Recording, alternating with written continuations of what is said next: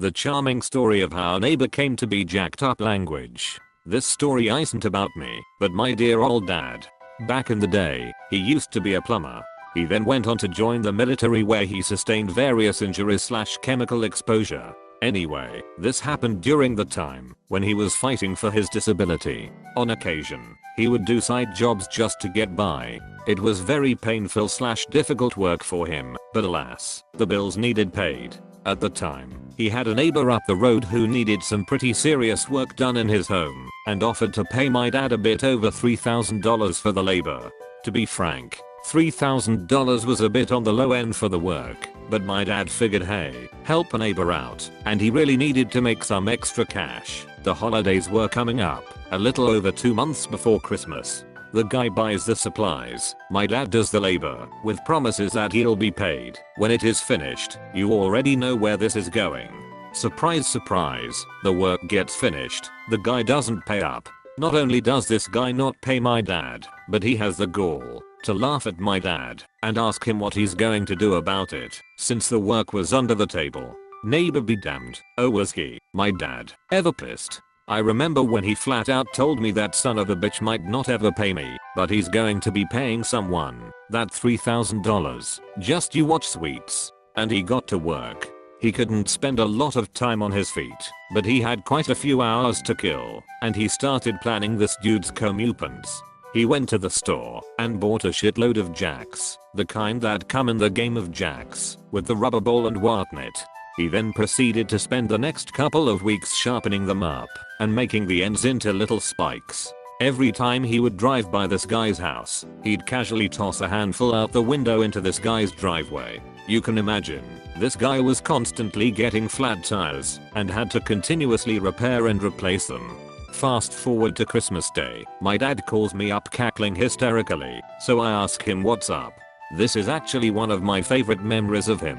He tells me, remember that neighbor? The one that fucked me over? Well, I just drove by his house and he, the wife and the kids are all dressed up for church standing in the front yard by their car and it's got a couple flats. You see, I think he wised up because he started parking in the grass, but motherfucker didn't know I threw them in the yard too. I love my dad.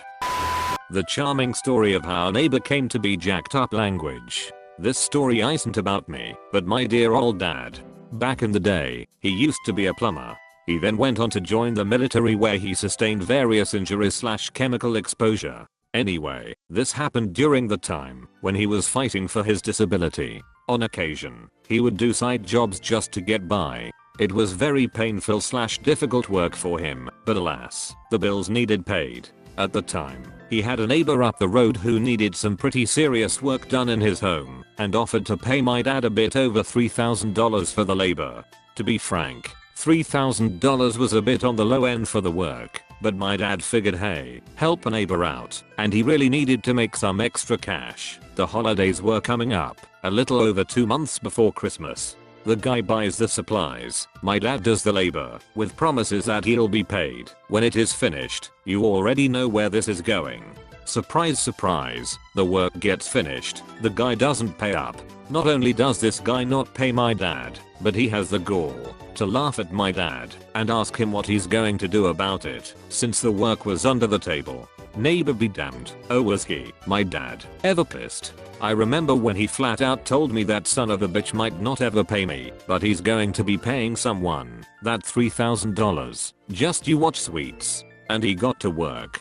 He couldn't spend a lot of time on his feet, but he had quite a few hours to kill, and he started planning this dude's comeuppance. He went to the store and bought a shitload of jacks, the kind that come in the game of jacks, with the rubber ball and whatnot. He then proceeded to spend the next couple of weeks sharpening them up and making the ends into little spikes. Every time he would drive by this guy's house, he'd casually toss a handful out the window into this guy's driveway. You can imagine, this guy was constantly getting flat tires and had to continuously repair and replace them. Fast forward to Christmas Day, my dad calls me up cackling hysterically, so I ask him what's up.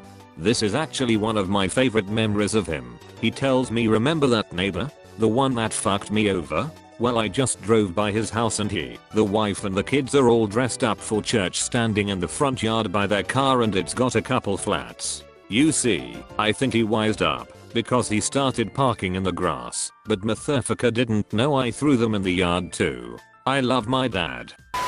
Scum of a man hires my unit to do a job after refused to pay us. So I help ruin him. Thank your Krusty Krab for the correction. To be clear, my original post was written in Spanish via Google Translate. I copy and paste the end result. This is a bit long because I have to give context to everything. Please bear with the explanation. A few things. First, I'm a security officer with a private investigator certification, which allows me to take private investigator cases as long as it doesn't interfere with local police investigations, and any crimes that I witness must be reported to the police ASAP so they can make an arrest. PI cases come from a few sources. We are sometimes contracted by local police to do what's referred to as spotter work, where we are brought on active wide area investigations to do recon work and look, but not interact with anything that might be involved with the case.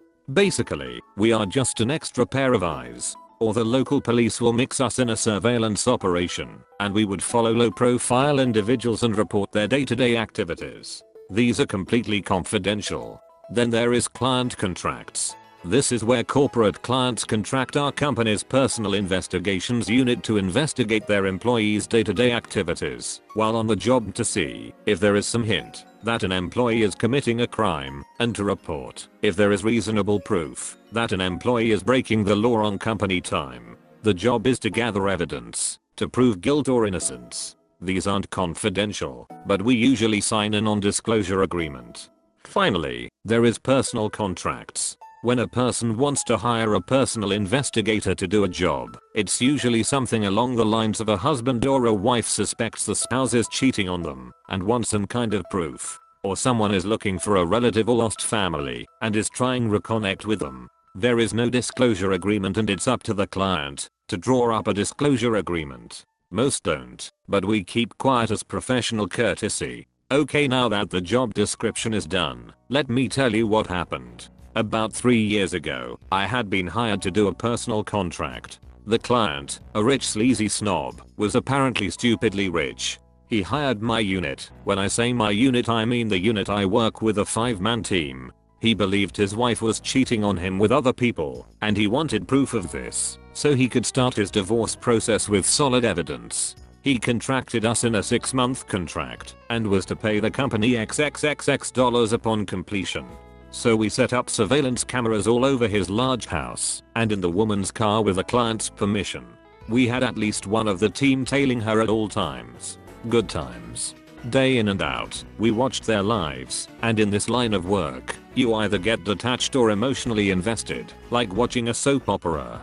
As we watched them, we quickly saw this lady was a freaking saint. She volunteered at a soup kitchen and a children's hospital.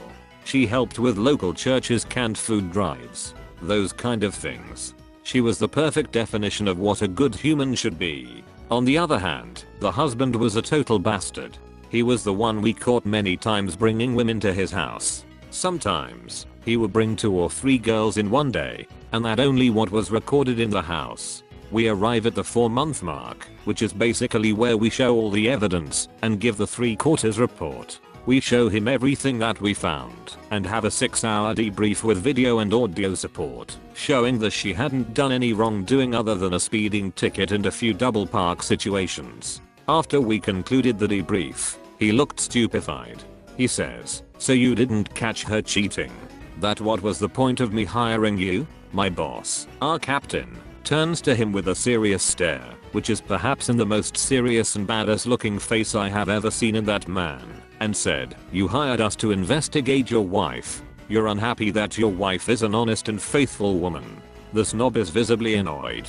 He stands up and is getting his jacket when my captain says, "Look, there is still 2 months on the contract. We will keep tailing her and we'll meet again after our contract is up and give you any updates." The snob turns to him and says, "Don't bother. This is over. I'm ending it. Come when she is not home and get your equipment out." So a week later we did exactly that. Now, fruit for thought. When contracts like his are made, a small portion is paid up front as commission fee, and the rest is paid at the end of the contract's allotted time. In his case, it is 6 months. Now pay works like this. The commission is divided up between each pie as a bonus to our salary, and the salary is what we get from the company to get us through to the completion of the contract. The remaining balance, after being paid by the client, is then divided into a cut for completion for the pies and a cut for the office. Good money when done right. So fast forward to the next payday after the contract is officially over. My unit gets a call from our office to come in on the next payday as there is an emergency meeting regarding us and the last contact. We get there and find out Snob pulled the funding and refused to pay us for the work. So we are getting paid, just not with the completion bonus. We all left super pissed. We went to lunch and brainstormed how to get even with the fucker. Then we remembered all the house footage of his dirty deeds. At first we wanted to blackmail him, but that's low, and we are better than that. I remembered the wife, so I reached out to her. I set a date to sit down and explain everything to her. I showed her the videos. She cried for a good half hour. I think I broke her whole world. It was gut-wrenching. I then advised her to get a lawyer and proceeded to give her all the collected evidence and my business card. Aftermath. Fast forward about 6 months. I'm called into court as my company is suing him from fraud, breach of contract, and unpaid dues. My company wins the case easily, as his lawyer's argument was that we failed to deliver the result he wanted. But we weren't hired to deliver a product. We were hired to observe and report. We got paid in the end. I was contacted by the wife who thanked me for all the evidence. She got a divorce. Because of all the evidence I gave her, she got almost everything. His huge house, both cars, and a huge cash sum. Moral of this story: don't try to screw over people who specialize in gathering evidence and reconnaissance. Family deportation, so throw away because fuck. And this is my grandpa's story, not mine. Anyway, back in the 1960s my grandfather used to be what they used to call a coyote, which is basically a person who memorizes certain routes across the US/Mexico border. He used to pass a lot of people every week, and it was practically his livelihood.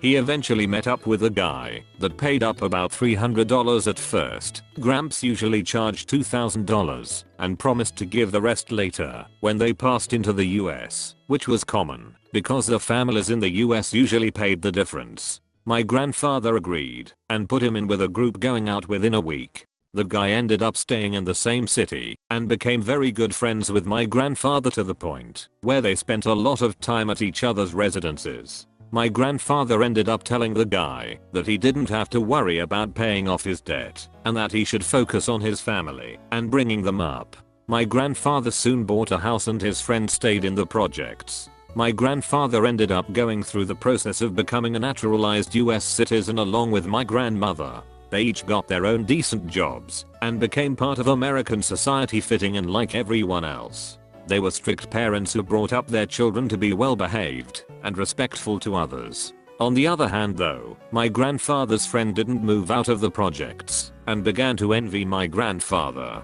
He began to say that my grandfather's house should be his and that the life my grandfather was living was unfair.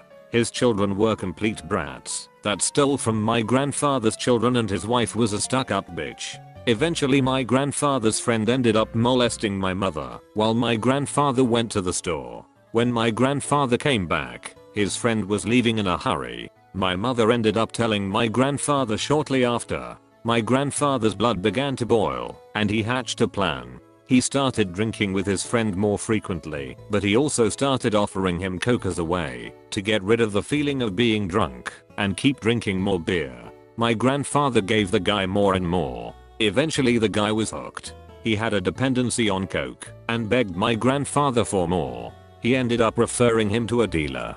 Within a few months, the guy had lost his job and wasn't able to pay rent. My grandfather then called ICE, Immigration Customs Enforcement, and got the guy deported back to Mexico. Last he heard, the guy owed so much money to the Mexican cartel, he just ended up being killed, and his wife and children were homeless. My grandfather admits that he felt bad for the wife and children, but not too much, because they were stuck up thieving assholes.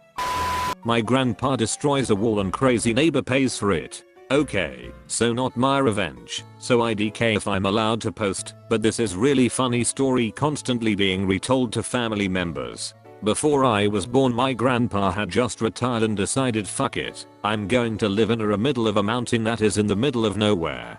He bought a piece of land far away from any city or village and started building a house. His only neighbors were an old lady and a crazy idiot. After half a year he decided to permanently move in there and started building more and more things to accommodate himself. One of the things he built were a wall around his property and an outdoor toilet. This will be important later on. During this time his crazy neighbor was trying to sell property. My grandpa offered to buy it from him, but the guy declined, asking for 10 times more than my grandfather offered. They got into a sort of an argument and ended all communication. Now the crazy bastard was out to get my grandpa. He would call communal services and make police officers and inspectors come on a 2-hour ride for every possible thing he could. We are talking about stuff like leaving a dog without the leash in a wild off backyard, or having leftover building materials on road, which my grandpa also built. Before that they had freaking dirt road. Now my grandpa did not mind, but every time police was involved they had to go over the backyard belonging to the old lady, since works were going on and crazy neighbor sealed off a gate connecting his and my grandpa's property with garbage. It did not look nice or smell nice, but my grandpa was busy with other stuff to keep removing it every night, only for the bastard to rebuild it next morning. Even though my grandpa did not give a shit, the lady did, and she was on my grandpa's side. So one day, when the officers came, she asked a couple of questions to these lovely people. She then contacts my grandpa. She learned 2 things. First of all, since the wall was built on my grandfather's land, he had all the rights to it. He could destroy it completely if he wanted. Second, filling a gate in the wall with shit was illegal, but my grandfather did not have right to build a gate into someone else's yard without explicit permission either, and pursuing it in court would only end up with having to seal it off. She informs my grandpa about all of this, and soon they hatch a plan. They wait for 2 to 3 months for heavy autumn rains to start drowning the land. Then old lady files a formal complaint about the smell of the garbage. My grandpa pleads guilty and signs off a document that legally forces him to destroy the gate and remove the garbage from it. Now the very same day my grandpa signs off on the documents, the biggest storms of year starts. It rained for 7 days before inspectors could come to remove the garbage in the gate. Now my grandfather had previously cemented 3 of the 4 drains that were built in the wall. This plus the mountain being steep resulted in wall acting like a dam for all the water that was coming in. Almost entire yard was filled with water, eventually even lifting everything up from the outdoor toilet my grandfather built. His neighbor tried everything he could to stop the inspectors from destroying that garbage filled gate. He pleaded and pleaded, but he could do nothing. He did not own the wall, and he was the one making all the communal calls, and the inspectors grew to hate him. Furthermore, my grandfather had pleaded guilty, meaning that any form of complaint on the decision of the court from a third party was impossible and deemed invalid at this point. After the inspectors removed the gate, a small sea of shit, construction materials and water poured into the yard of the asshole and ended up watching the water destroy his entire yard, all while my grandpa and nice old lady were drinking tea from her balcony. Today, while telling me the story he told me, I felt like God unleashing the flood upon the sinful world back then. Which made me chuckle, because I know he is an atheist like me. Aftermath was even better. Needless to say, the guy needed to pay thousands to repair all the water damage and cleaning he had to do, all the while my grandfather's and old lady's house were completely untouched by any of it, since they were on a lot higher ground. The best part is that, since he admitted he was the one filling the gate with garbage to the inspectors, they made a note of that, and sometime later he received a written order from the court that he had to repay my grandpa for any property damage because of that. He ended up going to court, losing, after the old lady testified in my grandfather's favor, and having to rebuild the gate that was destroyed along with all the court fees. The guy moved out as soon as he could, and from what the new owner said, he sold it for less than half of what my grandfather offered him. Edit. Thanks for the gold, kind stranger. I really hope you guys enjoyed that story. Thanks for watching another Reddit readings video. May Karens be punished away, and may your revenge be ice cream, sweet and served cold. Like and subscribe to find money today. Binge watch your favorite subreddits from links in the bio. Okay, I'm done now, good day.